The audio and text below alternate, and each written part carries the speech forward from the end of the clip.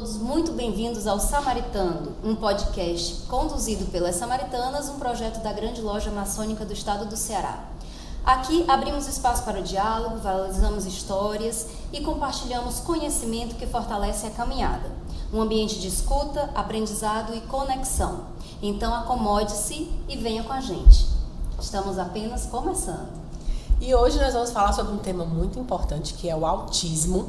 Para falar sobre esse transtorno do espectro autista, a gente convidou um pai atípico aqui, bastante conhecido na nossa GLMS, que é Venerável Mestre da Augusta e Respeitável Loja Simbólica da loja Rei Salomão, número 113, o nosso querido cunhado Pedro Furquim. Pedro, seja muito bem-vindo, é um prazer recebê-lo aqui no nosso podcast. Muito obrigado pelo convite, pelo espaço, para a gente poder conversar sobre esse tema. A gente pode começar, Pedro, falando sobre o diagnóstico. O João, seu filho, tem 20 anos de idade. Há 20 anos, você recebeu o diagnóstico dele. O que é que você percebeu, a princípio, como pai de primeira viagem, até chegar o diagnóstico dele?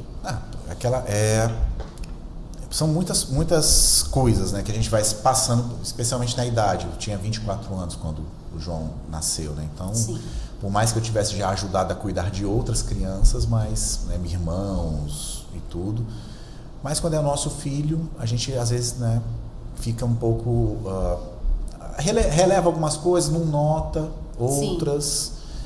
Sim. E o diagnóstico dele se deu já um tanto tardiamente. Se a gente considerar hoje para os padrões atuais, ele já ocorreu até pelo tardio. Tempo, Porque, no caso, ele foi ser diagnosticado já dos 3 para os 4 anos. Sim. Hoje já é considerado um diagnóstico tardio, praticamente. E foi muito aquela coisa do notar que ele não chegava em determinados marcos de desenvolvimento de uma criança, porém, nós éramos acompanhados por um pediatra à época que sempre vinha com o argumento de é no tempo dele. Certo. É no tempo dele, vai andar no tempo dele, vai falar no tempo dele, é tudo no tempo dele. Mas lógico, a gente notava que, tem alguma coisa aí. Sim. Só que esse profissional era muito, muito conhecido na época, então tinha o peso do nome. Não, tudo bem, vamos levando, Sim, tá estranho, mas ok, O João não dormia, passava noites em claro. Só dormia muitas vezes se fosse no meu colo, por exemplo. Eu passava a noite inteira com ele no colo para ele poder dormir, E ainda no dia seguinte ter que trabalhar, ter que fazer tudo. Sim. Mas até um determinado momento que a gente falou, não, temos que ir atrás, que foi justamente um evento que aconteceu na escola, um dia que ele agrediu um colega, e aí que a escola veio relatar de que as agressões estavam sendo frequentes. Ele não falava.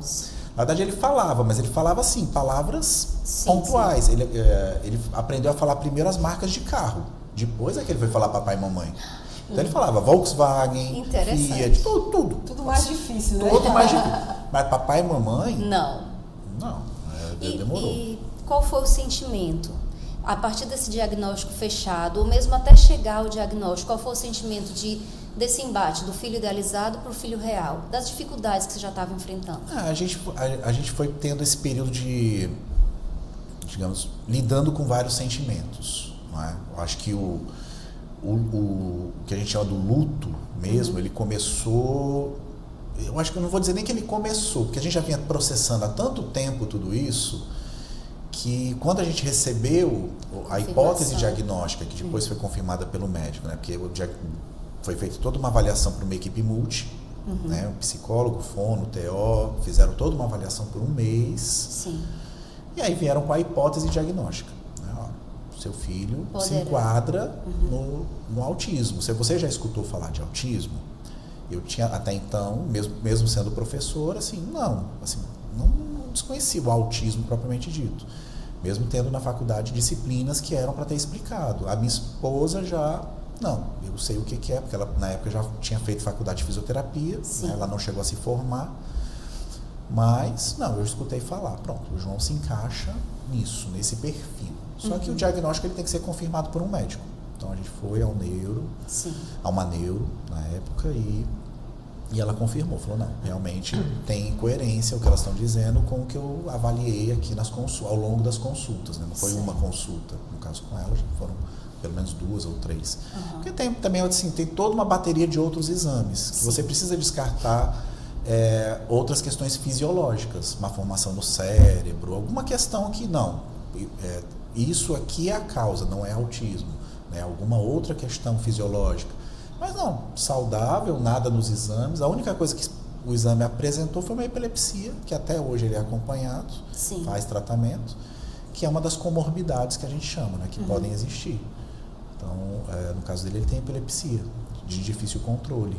Então, relacionado ao autismo, né, Pedro? É uma questão cerebral mesmo, né? Assim, é uma comorbidade. Vem o autismo e vem outra... Geralmente vem outra coisa. Né? Dificilmente vem o autismo o autismo sozinho. Então, é muito comum ter o autismo, TDAH, autismo, altas habilidades, autismo...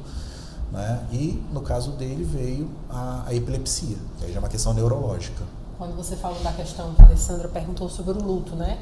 Eu, como mãe atípica também, essa eu acho que pra gente, né, é uma fase muito difícil. Sim. Que é você idealizar o filho, aquele filho perfeito que você, né? Fabrício também foi meu primeiro filho, assim como o João. E assim, eu como mãe, tive aquele sentimento, sabe? Sim. E agora o que é que vai ser? Porque eu acho que o que a gente mais se preocupa como pais é como nossos filhos vão viver nesse mundo sem a gente. Né? Porque o que a gente mais quer é que eles sejam independentes, eles tenham a vida deles. E quando a gente recebe um diagnóstico desse, a gente fica numa situação que a gente não sabe como é que vai ser o futuro. Não é verdade, Pedro? Com certeza. Então, assim, e em relação a isso, eu queria te perguntar, esse suporte emocional, esse apoio psicológico, vocês tiveram na família de vocês depois que receberam o diagnóstico? Foram várias situações, né? Assim, teve uma pequena parcela de negação. Não é, vamos ver se é outra coisa. Outra opinião, não quer procurar outro profissional, mas não, tudo se encaixava muito, no caso dele se encaixava muito bem. Então, assim, a gente não questionou. No caso da mãe do João, da minha esposa, ela só tinha o pai. A mãe dela tinha falecido 1 ano antes, inclusive, dela engravidar. Então, só tinha o pai, e o pai já é idoso.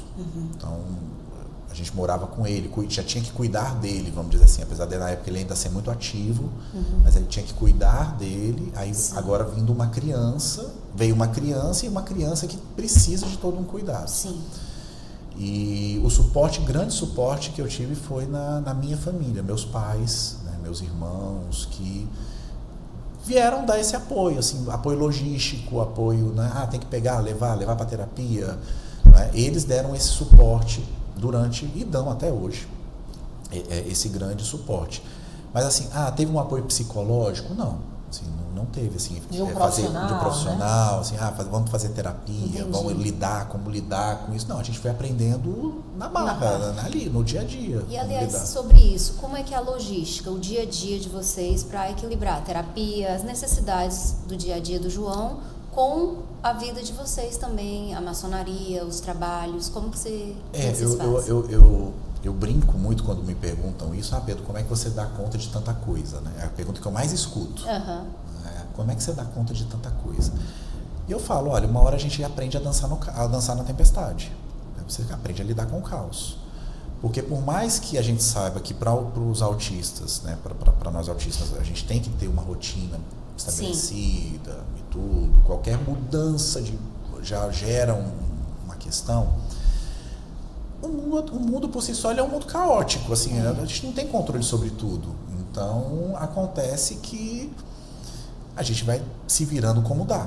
A rotina ela vai mudando, a gente planeja uma coisa, então... E aí vai acontecendo e você muitas vezes vai ter que lidar com situações com o filho. O João, por exemplo, ele tem uma rigidez cognitiva muito grande com relação à rotina. Não tão grande, já foi pior. Né? Hoje até que está mais maleável. Mas hoje mesmo, conta um episódio de hoje. Hoje ele tinha terapia de manhã e a gente sempre deixa a irmã dele na escola e da escola eu levo ele à terapia. Que ele faz, terças e quintas ele faz na Fundação Casa da Esperança, que atende pelo SUS. E são 40 minutos geralmente de trajeto. Pegamos o engarrafamento na avenida ali do aeroporto, que depois eu fui saber o motivo, né? Um engarrafamento de quase 2 horas. Eu fiquei 1h15 nesse engarrafamento. Então, ele sentado ao meu lado, a mãe dele sentada no banco de trás, e ele dando um show, querendo que eu passasse por cima dos carros, que eu voasse, que o carro voasse, reclamando e se irritando. E eu tendo que lidar com ele e lidar comigo, né? Assim, para manter a calma, porque eu estava dirigindo, E então tem situações como essa, que fogem do controle. E é normal. Assim, chega uma hora que a gente faz parte. Isso que é importante, né? Eu lembrei agora aqui. Às vezes as pessoas falam, mas às vezes você está num shopping ou em algum local, e aí a pessoa autista ela tem direito, né, a atendimento prioritário, né? Assim como em outras questões, o idoso, outras pessoas com deficiência. Também. Por exemplo, se você está numa fila, né, essa questão que ela falou aí do João, eles têm uma dificuldade, muitas vezes, de esperar, saber o momento, a hora deles. Então, por isso que é tão importante você respeitar isso. Respeitar a vaga da pessoa com deficiência, né? Respeitar essa questão, né? Isso é interessante porque, assim, no caso do João, é uma coisa que a gente faz desde muito cedo com ele. A gente foi trabalhando a tolerância dele.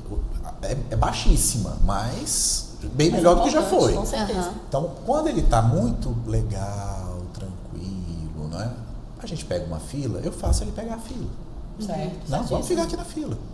Mas pai, e ele fala assim, mas pai, eu tô com a identidade. Olha, ele já criou a consciência de que com a identidade, eu falo, não, vamos esperar. Mas tem dias que ele já está mais agitado, mais irritado, lógico que eu vou, não, meu filho, vamos lá, vamos passar, vamos. E lógico que a gente às vezes enfrenta situações, né, de reclamação, cara feia, pessoas achando um absurdo, já enfrentei de tudo, né? Ao longo desses anos todos, eu já passei por várias situações. Chega uma hora que a gente simplesmente ignora e vai. A minha preocupação é ele. Se a outra pessoa está achando ruim até ou não. porque, inclusive, esse momento aqui é justamente para isso, para conscientizar as pessoas desse tema. Porque é um direito, justamente porque as pessoas neurodivergentes, elas têm necessidades a serem trabalhadas. Por isso a importância, né, desse momento. Eu me lembrei aqui que na palestra que o Pedro fez na loja dele, né, ele trouxe o João ficou sentadinho lá.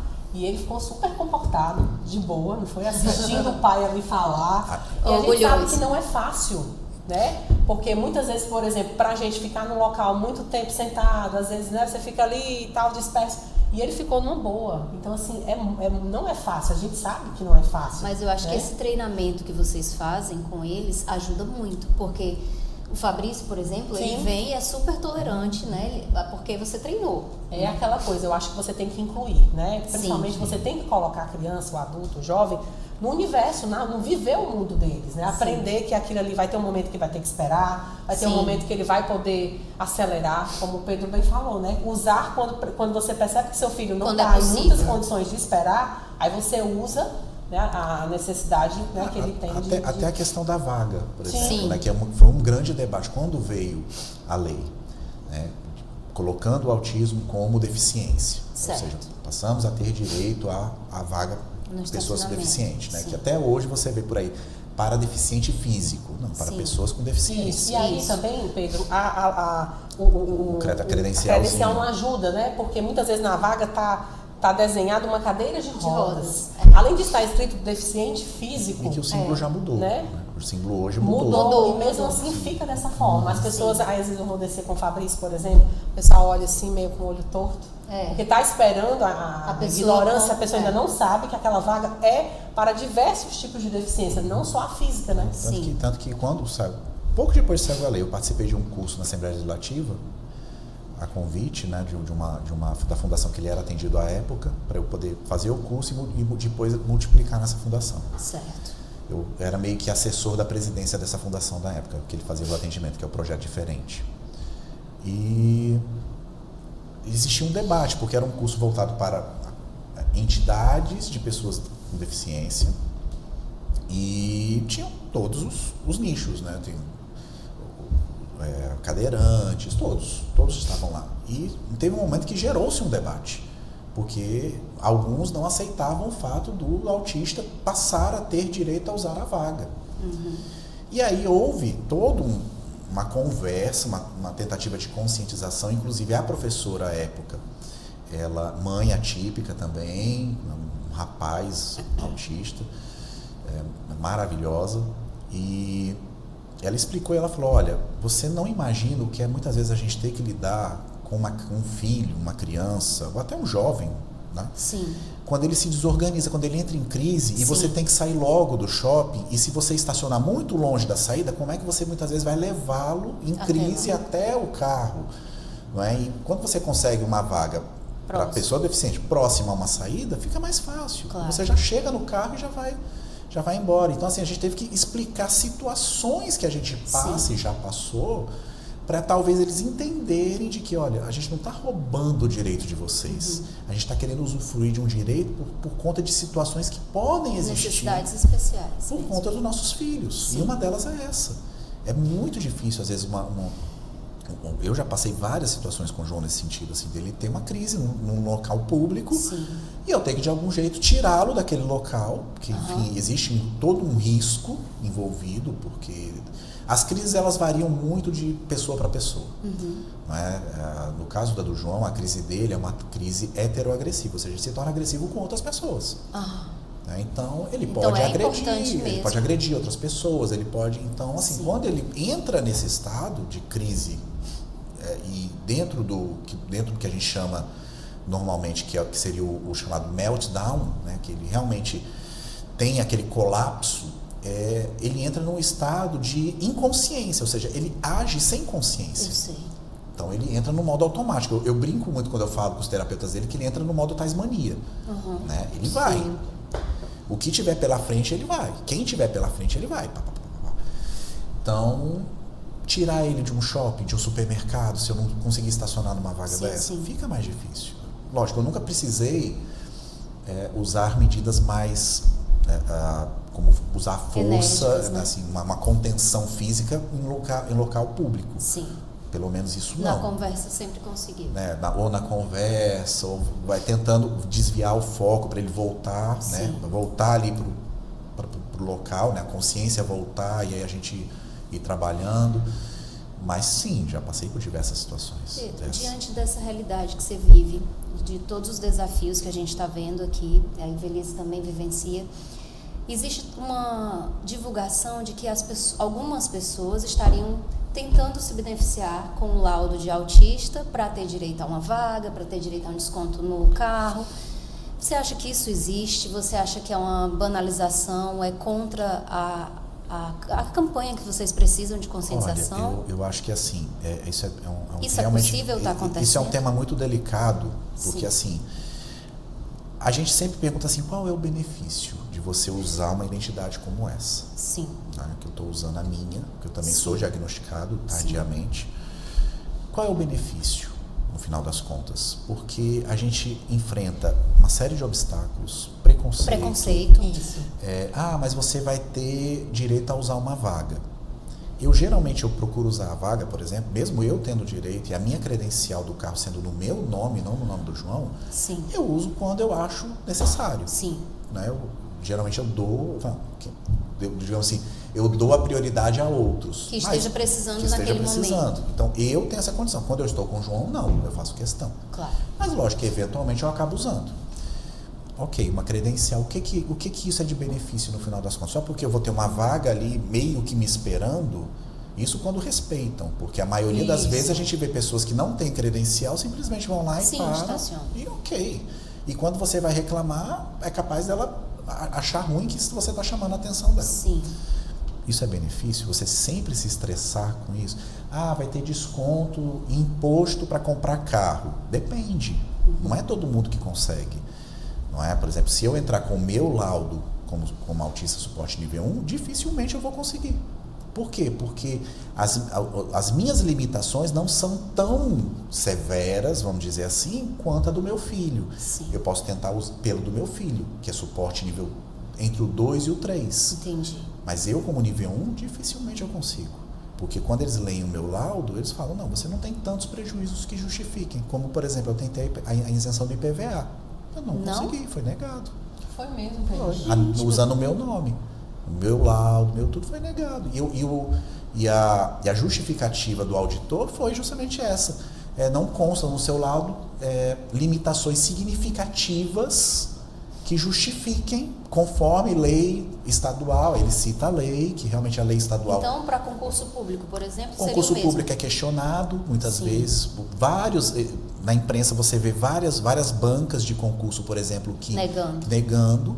Apesar de ser um direito. Um absurdo, né? Negando, contestando um laudo médico. Que é fé pública. Então, assim, se o médico laudou dizendo que ali é uma fé pública. Se você questione o médico e não a pessoa.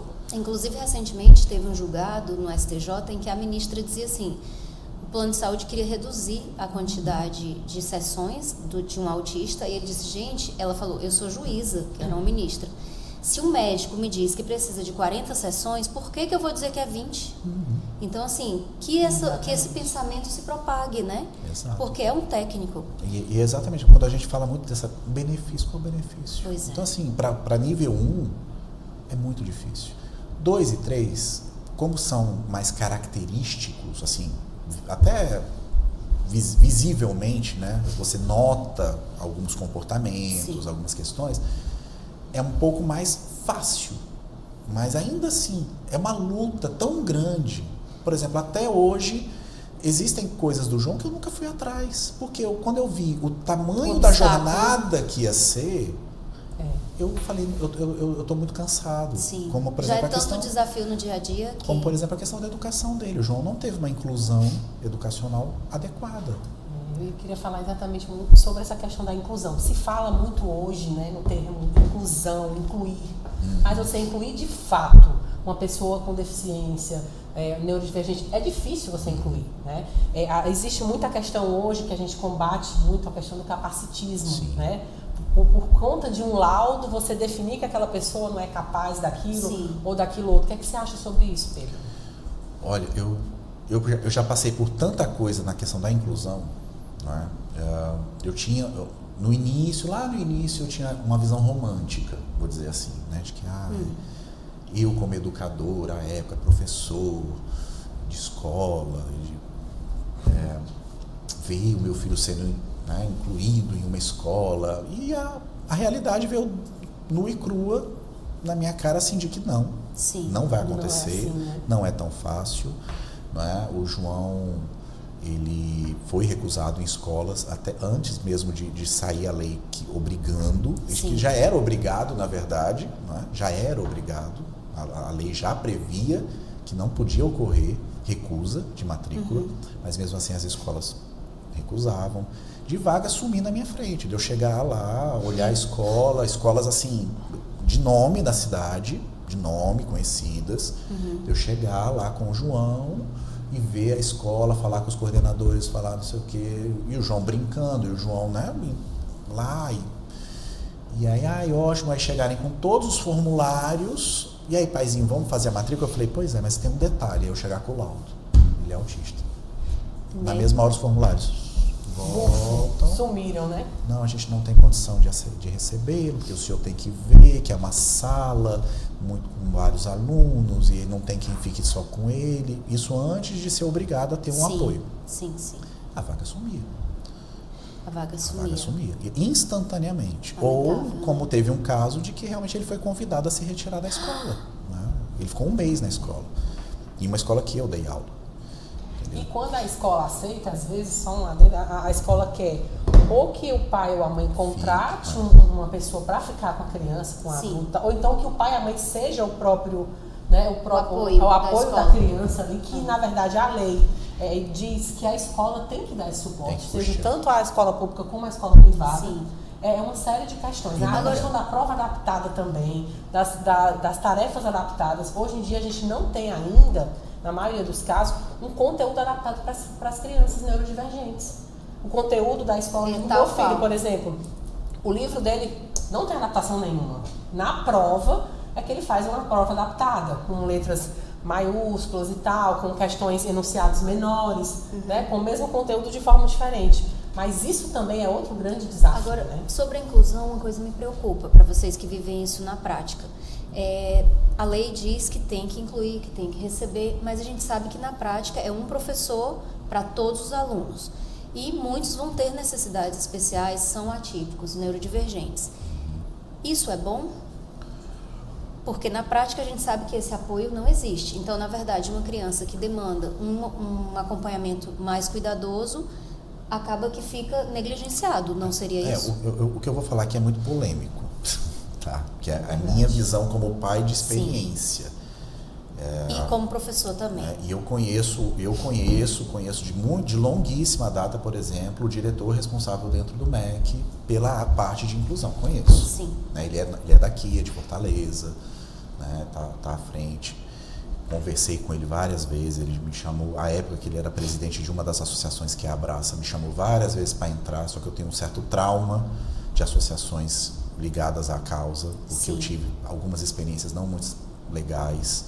Por isso eu me afastei do movimento formal, né? Mesmo ainda vivendo isso no dia a dia. Mas eu digo que assim, a inclusão ela é muito importante, sim. Sim. Porque é importante tanto para a pessoa autista, para a pessoa deficiente, quanto para os próprios alunos neurotípicos, certo. Né? Que é o termo que a gente usa para os ditos normais, né? Mas para os neurotípicos. Porque os neurotípicos eles vão ter a oportunidade de conviver com o diferente. E isso muda muito a consciência deles, né? De respeitar. E quando o trabalho ele é bem feito, isso eu tive a oportunidade de ver, né, no que eu digo, nos 2 anos em que eu vi que o João foi incluído mesmo, para valer, que foi numa escola pública que isso aconteceu. Olha que interessante. E que eu tenho uma gratidão até hoje pelos profissionais. Porque essa queixa vem muito da escola pública, né? Que diz que não tem um apoio. Mas até a privada, porque a privada ela não quer dar o apoio. Ela não quer pagar, porque quer gastar. Porque a lei ela prevê que uma pessoa para cuidar de 4, 5 lançados. Igual. A questão é isso assim, na privada se for uma para cuidar de 4 ou 5 ainda é bom, porque semana passada mesmo conversando com uma grande amiga aqui, ex-colega de trabalho, que ela tem um sobrinho também, autista no interior, em Tauá, e que contou a história dele e ela contou da história dela, que ela é professora aqui em Fortaleza. E ela contando, Pedro, nós temos um profissional para 40. 1 para 40? 1 para 40. Sendo que esse profissional, na verdade, ele é judicializado para atender uma aluna específica. Só que quando essa aluna, por algum motivo, não vai, a direção aproveita ele para suporte. Mas que suporte é esse? Não tem. Não tem suporte. É impossível. Que foi o que aconteceu com o João numa outra escola pública, no final das contas. Então, quando ele ficou muito tempo fora da escola. Ele ficou sim, fazendo trabalhos educacionais, mas uma educação mais especial. Sim. Mesmo que a educação especial no Brasil hoje ainda não exista de maneira formal. Né? Hoje você não pode fundar uma escola especial propriamente dita. Né? Tem que ocorrer a inclusão. Só que existem casos, eu vejo hoje, que existem casos em que a inclusão, eu não vou dizer que é impossível, mas que o esforço para a inclusão ser exitosa vai ser gigantesco. E é um esforço, não é só da escola, é da família.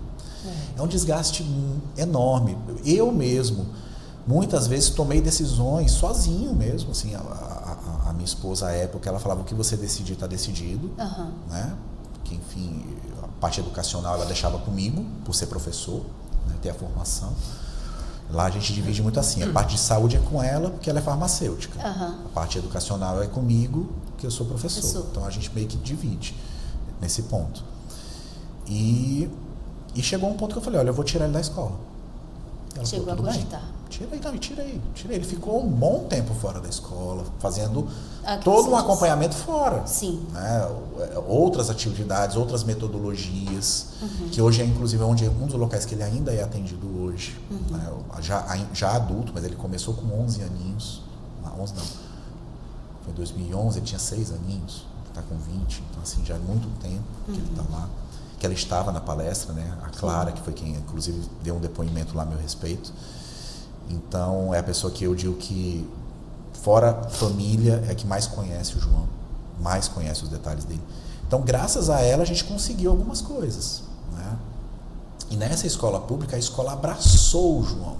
Que maravilha. Então, quando ela abraçou o João podia deitar e rolar, no sentido assim das agressões que eventualmente aconteciam, quase todo dia aconteciam.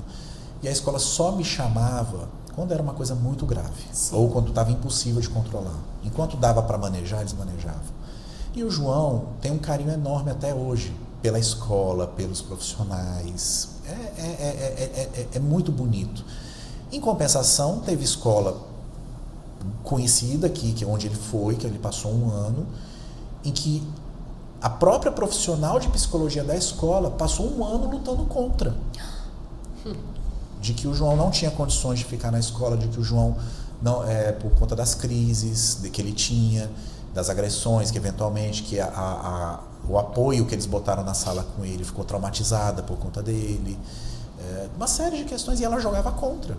Mas ela jogava contra não só com o João, mas com as outras crianças também, sim, autistas. Tanto que chegou a um ponto de os pais se juntarem, irem falar com a direção, é uma escola religiosa aqui da cidade, e o diretor disse que ia tomar providências. No final das contas, pelo menos enquanto o João esteve lá, não se tomou-se no ano seguinte, que aí realmente a profissional foi desligada. Entendi. Mas chegou a um ponto de eu virar e falar, a minha esposa de virar e falar, eu não aguento mais você sofrendo para essa inclusão acontecer. Para essa inclusão acontecer. Porque às vezes eu deixava o João, com 15 minutos eles ligavam, seu Pedro, ele está aqui em crise. Às vezes eu dava a volta no quarteirão. Não dava nem tempo, né? Não, nem tempo, já voltava. Não é fácil. E aí chegou uma hora que eu falei, agora vai ser de birra mesmo. Eu vou deixar ele na escola agora eu vou perder horário no trabalho, não tem problema, mas eu vou fazer. Terminou o ano, eu fui lá, pedi a transferência dele e tirei. Então, já passei por muita coisa. E a última escola ele não estudou, bem dizer, porque coincidiu com a pandemia. Sim. Então, ele não estudou e ele se formou no ensino fundamental sem ter pisado na escola, bem dizer. Está lá o diploma dele para eu buscar até hoje. Ele não pisou na escola. Às vezes que ele pisou, os profissionais já ligavam para mim. Pedro, seu Pedro, vem buscar. E eu chegava lá, às vezes já estava calmo, tranquilo. Era só questão de tempo, né? Porque é uma coisa que eu sempre falo assim, existem as crises? Existem. Sim. Elas são complicadas.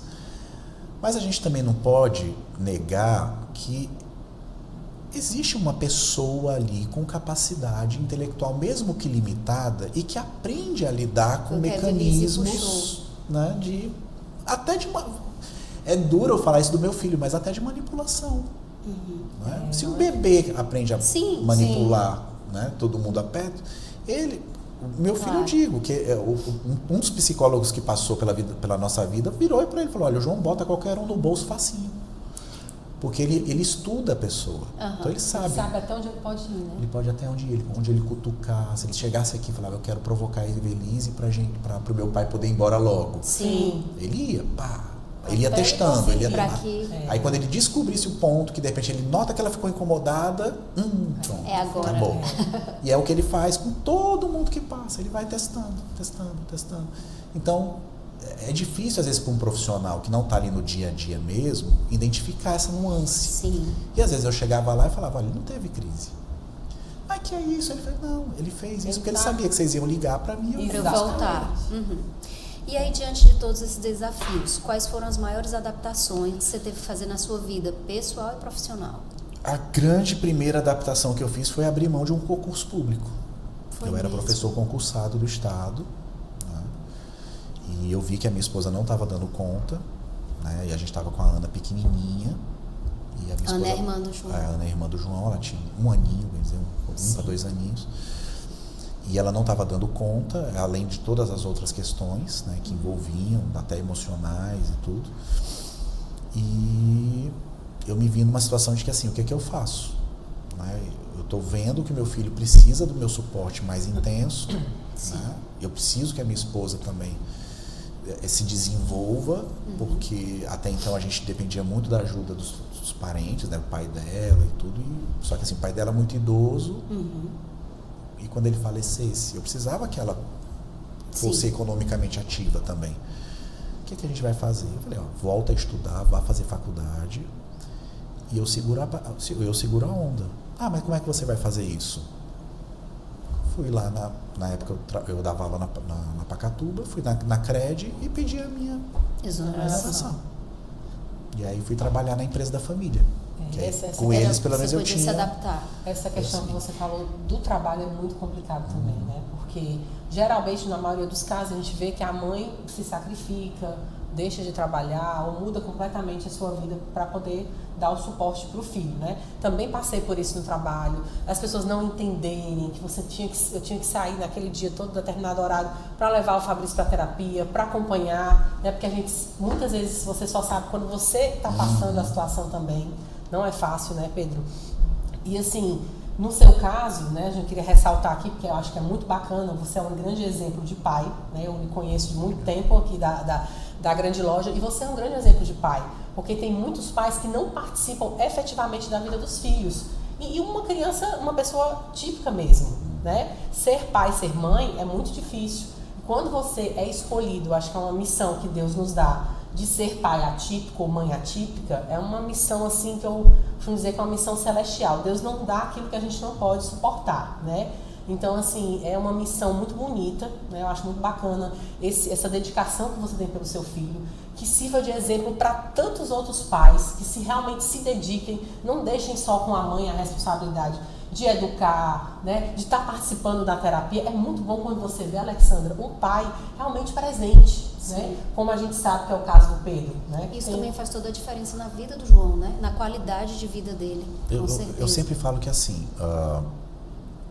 eu bato muito na tecla da paternidade responsável, né? De se assumir a responsabilidade mesmo. A gente sabe que existem questões culturais envolvidas, né? Uma série de questões que a gente enfrenta todo dia, como tem irmãos aqui com quem eu conversei, que eles ficavam, mas quando eu tive a Ana, né, eu iniciei na maçonaria, a Ana tinha 1 aninho, né, então...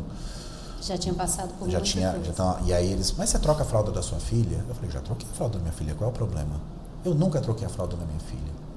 Aí anos depois o neto nascia e falou, mas eu troquei a fralda do meu neto. Aí eu falei, você foi. Olha que bacana, né? E aí você vê a mudança, mas assim, isso se realizou com o neto. E aí você vira e fala, e por que os homens não podem participar desse momento? Sim. E da mesma forma, na paternidade atípica. Sim. Também, porque a gente sabe, é cruel. A gente vê lá estatísticas, né? Saiu recentemente o mapa do autismo no Brasil, né? Uma pesquisa ampla que, enfim, o cenário do autismo no Brasil hoje. Foram mais de 20 mil pessoas entrevistadas entre responsáveis e entre autistas. E você vê lá, estatisticamente, 92% da responsabilidade dos cuidados recai sobre a mulher. A mãe. Entendeu? Em muitos casos, o pai, quando descobre o diagnóstico do filho, ele abandona a família. Some. Muitas vezes some, ou então ele dá aquele mínimo. Sim. Que é a questão, eu já pago a pensão, o que você mais quer? Sim. E esquece que existe um lado afetivo, uma construção que está deixando de ser feita. E um apoio diário, um apoio dia a dia. Na rotina. Então, assim, é muito cruel quando chegam relatos de pais que simplesmente falam, olha, te vira, você é a mulher, você é a mulher, então a responsabilidade é sua. Né? E eu olho, eu não consigo nem ficar perto nessas horas, quando eu vejo uma pessoa, às vezes conhecido, tendo uma atitude dessa, eu não consigo nem ficar perto, porque que pai é esse que está sendo para esse filho? Não está sendo, no final das contas. Com aqueles que eu tenho a oportunidade de conversar, pelo menos eu tento trazer um pouquinho, né, para a realidade. Mas a gente sabe que existem uma série de outras barreiras, especialmente a cultural, que acabam impedindo que isso realmente aconteça. Eu espero que... Mas o seu exemplo é muito importante também, até por estar aqui no nosso podcast, porque dá luz para esse assunto, mostra que é possível fazer. E aí a gente queria saber também que vitórias diárias assim você consegue perceber na convivência com o João, que às vezes as famílias não percebem que é uma vitória. Olha, a gente comemora qualquer pequena evolução. Qualquer coisinha que a gente nota que ele começou a saber fazer de maneira autônoma, por exemplo, a gente comemora. E eu não sei se a Ivelisse tem essa impressão, assim, a gente sempre anda numa corda bamba, porque ocorrem regressões também. Sim. É muito frequente isso acontecer no autismo. Quando você, às vezes, fica sem um atendimento durante muito tempo, uma terapia... Por exemplo, a pandemia, né? A pandemia foi uma desorganização muito grande para as famílias. A pandemia, para mim, foi um período complicadíssimo, porque o João não tinha, né, atendimento, ele é acostumado a sair para todo canto na cidade sem poder sair. Sim.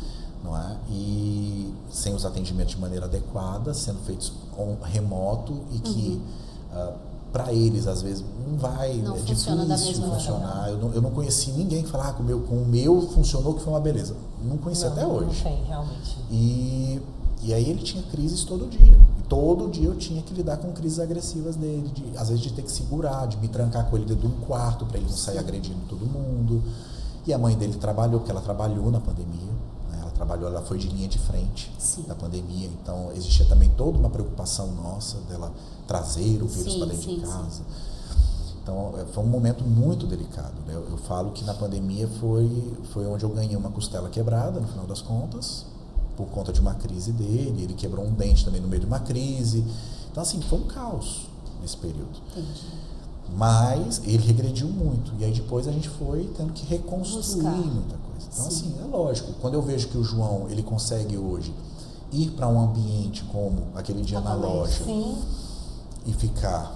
Tudo bem que ele estava com as duas grandes referências dele ali, que é a avó, que ele é a paixão da vida dele, mãe, a minha mãe, e a maior pessoa, assim, de referência dele na questão do terapêutica, vamos dizer assim, que era a Clara, que estava lá do lado dele. Então, assim, eu sabia que ali ele ia se conter ao máximo, porque eu tinha um receio, porque eu fiquei sabendo que ele ia praticamente de última hora. Foi muito importante a presença dele. Porque a minha mãe falou, eu ia fazer surpresa, mas não deu, porque ela acabou abrindo. Ela também estava lá no dia, acompanhando. Bem, né, com a Emily. Então, assim, eu fiquei muito feliz de ver os dois lá. Mas eu sabia que para ele ali estava sendo um momento que ele estava por dentro. Eu fiquei imaginando o turbilhão que ele estava. Sentimentos, né? E ao mesmo tempo eu também olhando assim, tentando relaxar para falar tudo o que eu tinha que falar, e ao mesmo tempo olhando para ele o tempo todo, porque eu estava com medo de a qualquer momento ele, né, como às vezes acontece num cinema, que quando o filme começa a ficar chato, ele, pronto, pai, vamos embora. Eu, não, meu filho, a gente pagou, agora a gente vai ficar até o fim. E às vezes ele fica contra gosto, mas ele fica até o fim. Então essas pequenas vitórias, né, até os AVDs básicos, saber escovar um dente, saber se limpar, são pequenas vitórias que a gente vai tendo. Então eu não posso dizer que o João não evoluiu. Não é? Mas a gente fica ali. Então é importante perceber que cada avanço é uma vitória da família, né? Mas a gente também aprendeu a reconhecer as limitações. Sim. Eu escuto muito, onde o João é atendido, lá na Fundação Casa da Esperança, muitas mães às vezes vêm falar comigo assim, como é que você conseguiu que o João falasse tanto? Ele não tem ele não verbaliza de uma maneira como nós aqui. A fala dele é bem limitada, mas ele consegue se expressar, conversar dentro do vocabulário dele. E como é que você consegue que o João fale tanto? Eu falei, muita terapia, suor e lágrima, porque sim, tem momentos de desespero, de você olhar e falar o que eu vou fazer. E hoje ele fala pelos cotovelos, tem horas que eu tenho que mandar ele ficar quieto, porque realmente... Mas ele sempre gira em cima dos mesmos assuntos, então chega uma hora que nem eu tô aguentando mais aquele mesmo assunto o tempo todo. E geralmente são os mesmos, pedindo milhões de coisas. Especialmente dormir na avó, né? Dormir na vovó, porque eu sempre brinco assim, o cenário ideal na cabeça dele seria a gente morar todo mundo no mesmo prédio. Para ele poder ficar indo da avó para casa, para avó. Seria o cenário ideal para ele. Entendi. Qual o maior aprendizado, Pedro, que você acha que ser pai do João trouxe para você? Porque, né, eu costumo dizer que a família, quando tem uma pessoa atípica, a família fica atípica também, né? Não é só a criança e tal, todo mundo fica autista também, de uma certa forma, né? Então, qual é o maior aprendizado que você vê de ter recebido esse presente, né, de Deus, essa missão de cuidar do João? Olha, eu acho que, na verdade, a maior... Eu não vou nem dizer aprendizado, mas é no sentido assim de realmente de ter que lidar com todas essas situações do João, essas questões dele, de ter que de tudo, né? Tudo passa pelas minhas mãos com relação ao João. Uma coisa que realmente eu aprendi a desenvolver realmente é resiliência, porque sim, existem momentos em que a gente acha que vai quebrar. Acha que a nossa cabeça vai desmoronar, que o nosso corpo vai desmoronar. Sim. Né? E quando a gente fala de apoio psicológico, especialmente para quem cuida, que é tão importante, né, que é uma coisa que a gente bate muito, que quem cuida precisa de cuidado também. Sim. E não é só rede de apoio, mas é cuidado de maneira geral. A pessoa tem que ter a possibilidade de cuidar da própria saúde física, saúde mental. E é o que a gente vê que muitas mães, né, enfim, a grande maioria, 90%, 92% são as responsáveis, muitas vezes não tem essa possibilidade de ter um acompanhamento psicológico, né, terapêutico, de cuidar da própria saúde, né? Então é muito comum ver questões de obesidade, questões de problema de depressão, ansiedade. Eu mesmo, a Ivelise acompanhou, eu cheguei a pesar 151 quilos, mas por ansiedade, por conta de todas as questões que eu passei. Né? Fiz bariátrica, hoje eu procuro me cuidar, faço terapia já há 3 anos. É importante lembrar que a gente tem que ter também um tempo pra gente, autocuidado. Um autocuidado, porque como é que a gente vai estar bem para cuidar dos nossos filhos se a gente não, né, se a gente não cuidar de si? Né? Muitas vezes o pai, a mãe, o responsável pela pessoa atípica fica ali tão ligado só na pessoa e esquece de si, né? E às vezes principalmente a questão emocional, eu acho que é muito importante você ter esse cuidado. E o viver mesmo, né? Eu vejo, por exemplo, muitas mães que deixaram de se relacionar, né, de ter um namorado, porque vivem de uma maneira tão intensa o cuidado que acham que não podem, não devem, não é? E aí se fecham para o mundo, literalmente. E eu fico, gente, você tem que viver. Mas quem é que vai? E aí vem a questão da rede de apoio. Quem é que vai cuidar dele para eu poder sair, para eu poder fazer alguma coisa? E aí a rede de apoio, você olha e fala, cadê a rede de apoio muitas vezes dessa mãe? Às vezes não tem. Eu conheço muitas que são sozinhas, não tem parentes, são sozinhas. Às vezes nem o próprio pai, né? Nem o próprio. Não, geralmente a maioria o pai já está bem longe. Está bem longe.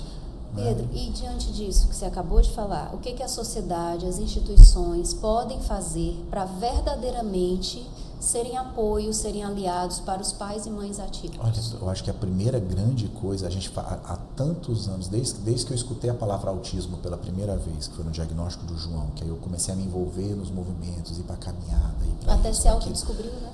Até isso. Tem 2 anos, praticamente 1 ano e meio que eu fui, que acabou depois de muita insistência da psiquiatra dele, né? Depois de 7 anos atendendo, ela insistiu. E de outros profissionais que também atenderam o João, que ficavam, né? Mas Pedro, você não acha? Eu falei, tá bom, eu vou fazer a investigação. E aí deu, né? E eu nem uso tanto, né? Ainda não fico... Hoje eu tenho me mostrado mais, digamos, eu tenho realmente colocado isso de uma maneira mais aberta. Mas, porque eu sempre falo que assim, eu sou muito o Pedro, pai do João, no final das contas. E eu sempre digo que eu sou especialista no João. Hoje que eu estou galgando talvez aí um pouquinho mais de visibilidade nesse sentido, tendo essa oportunidade. Mas a sociedade, conscientização, a gente já fala de conscientização há muito tempo. Então assim, todo mundo já sabe o que é autismo. Grau maior, grau menor, mas sabe que existem pessoas autistas.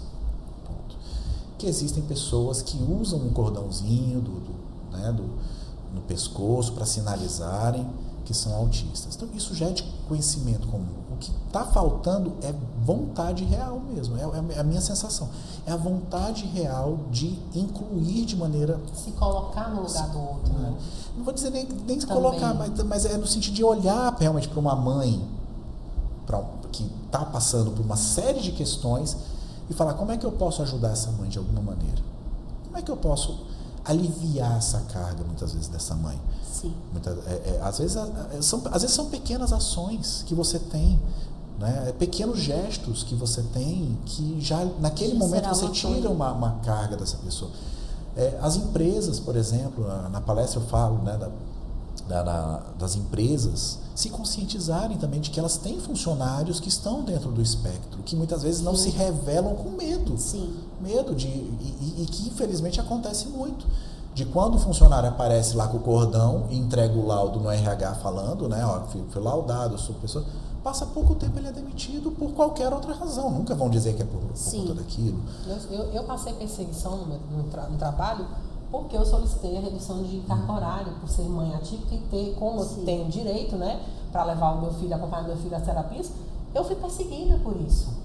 Né? Porque aquela ali trabalha 1 hora menos do que aquela ali, mas as pessoas não entendem, não compreendem. Então até medo realmente você tem de chegar e dizer que vai acompanhar o filho. É muito difícil. Quando você não vê ajuda, né? Quando a você sociedade não ajuda. Quando você vê um formulário, por exemplo, para aplicar para um emprego, e aí tem lá o campo, você é PCD, às vezes você olha e fala, eu boto ou não boto?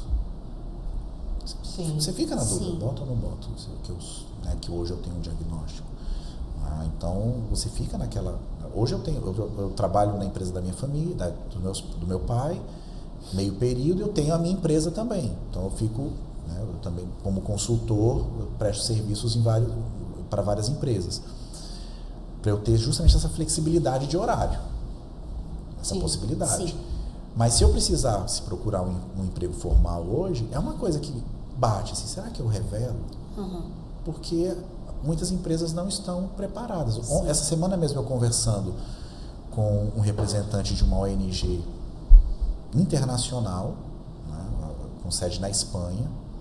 Eles começaram o trabalho no Brasil, tem uns 2 anos, e eles tinham muito interesse, por exemplo, em entrar em Fortaleza.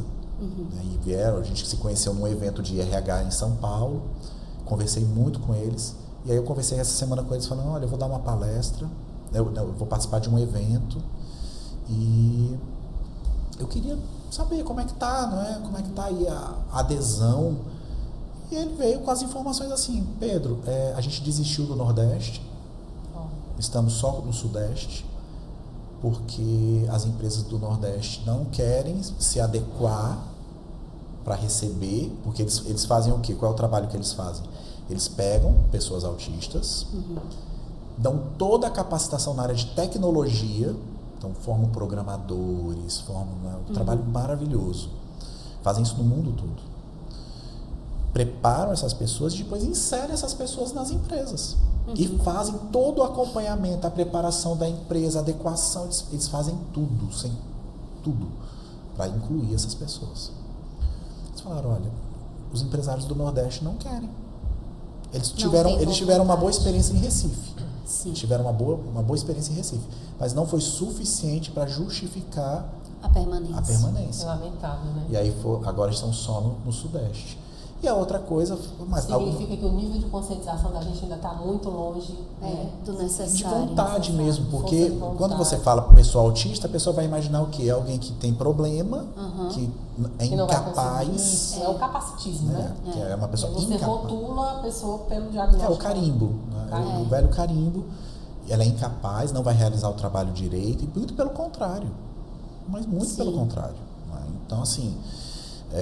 tem vários exemplos de grandes profissionais de várias áreas autistas e que desempenham suas funções de maneira... Com perfeição. E a outra questão que ele colocou, e aí envolve... Ainda mais se existisse em todo esse trabalho, imagina. Exato. E a outra questão que ele colocou foi, no caso envolvendo multinacionais, muito a influência da política externa de outros países, no caso os Estados Unidos, que forçou muitas empresas a fecharem os seus setores de diversidade e inclusão. Por conta de questões ideológicas daquele governo, forçou essas empresas a fecharem. Então elas fecharam o setor e com isso a parte de inclusão e diversidade acabou dentro dessas empresas. Então, quando ele me falou isso, eu falei, eu suspeitava, eu precisava de alguém que estivesse realmente ali executando isso, me confirmasse, mas isso eu já suspeitava. Mas isso não é dito, por exemplo, na imprensa. Não chega. Sim, não chega. Porque ninguém, é um vespeiro. Sim. Eu estou falando isso aqui, e eu até falei para ele, eu não vou citar a organização, porque eles fazem um trabalho muito bom, e eu, não é lógico, eu não vou botar esse holofote neles, mas quando ele falou isso, eu falei, é um vespeiro, mas eu acho que eu vou aproveitar em algum momento e ter que falar sobre isso, para ver se, de alguma maneira, isso se mexe de algum jeito, porque é muito difícil. E tem instituições que fazem esse trabalho também. Quando você vê que às vezes um autista, mesmo de suporte 2, mas que ele tem uma condição de ter pelo menos uma atividade minimamente viável para trabalhar, sim, existe todo um treinamento que pode ser feito. Né? Eu até brinco que um dos hiperfocos do João é elevador. Ele adora elevador. Ele adora subir e descer. Se ele viesse aqui, se ele tivesse visto o elevador da grande loja, ele ia ficar querendo, né? Direto. No prédio da minha mãe, por exemplo, ele já decorou todos os moradores e em onde cada um mora. Olha aí. E eu falei para ele, não, o João é o ascensorista do prédio. Do prédio. E eu brinquei com um amigo, um grande amigo, consultor de empresas fantástico. Brinquei com ele, falei, porque o João adora elevador, ele decora as pessoas e sabe onde cada uma mora. Aí ele, você não pensa em João trabalhar como ascensorista, não? Essa profissão ainda existe. Ele, rapaz, eu consigo para ele um emprego rapidinho. Eu falei, não, para o João teria que ser todo um outro trabalho. Porque a questão, para ele, não é só o subir e descer, né? Tem a tolerância dele, as responsabilidades que um trabalho traz. E no caso do João, ele tem uma coisa muito ele é infantilizado, assim, ele tem uma cabecinha, apesar de ser um homem zarrão de 20 anos maior do que eu, mas ele é uma criança na cabeça, né? Ele gosta de Minions, gosta desses personagenzinhos, assiste Peppa Pig todo dia, com 20 anos de idade. E eu já tentei introduzir ele a outras, a livros, né? A consumir outras mídias. Não, é aquilo que ele gosta. Então eu falo, não, cara, virei para ele e falei, olha, obrigado mesmo, porque eu sei que se eu falasse, vai, eu acho que não ia, né? Iria. Essa pessoa tinha boa vontade de incluir, né? E ele é um pai... Isso você sente falta, né? Da sociedade. E no caso dele, como ele trabalha muito com a questão da empatia, que é um dos carros-chave, eu fiz um curso dele, foi meu professor num curso fantástico.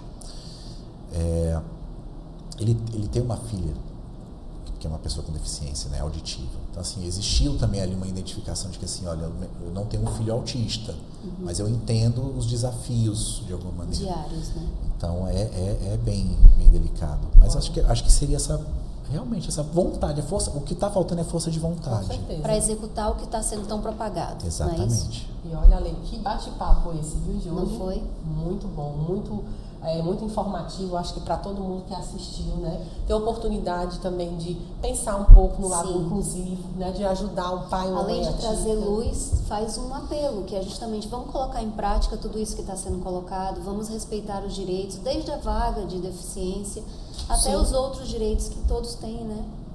Pedro, só agradecer a sua presença aqui.